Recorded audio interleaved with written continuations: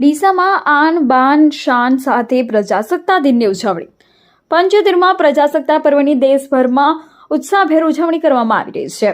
ત્યારે ડીસા શહેરમાં વિવિધ સ્થળોએ વિવિધ લોકોએ આપણી આન બાન અને શાન સમા રાષ્ટ્રીય ધ્વજને સલામી આપી હતી.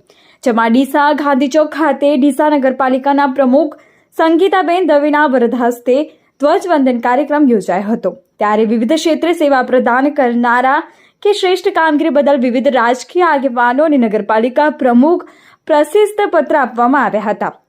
ત્યારે ડીસા નગરપાલિકાના લાઇટ શાખા ક્લાર્ક શેખ સલીમભાઈ શેર મોહમ્મદે રામ મંદિર નિર્માણ મહોત્સવ દરમિયાન ડીસા શહેરમાં લાઇટની સુવિધા પૂરી પાડવા બદલ ડીસાના ધારાસભ્ય પ્રવીણભાઈ માળી, પૂર્વ ધારાસભ્ય શશિકાંતભાઈ પંડ્યા, નગરપાલિકા પ્રમુખ સંગીતાબેન દવે વગેરે દ્વારા તેમનું વિવિધ રીતે સન્માન કરવામાં આવ્યું હતું.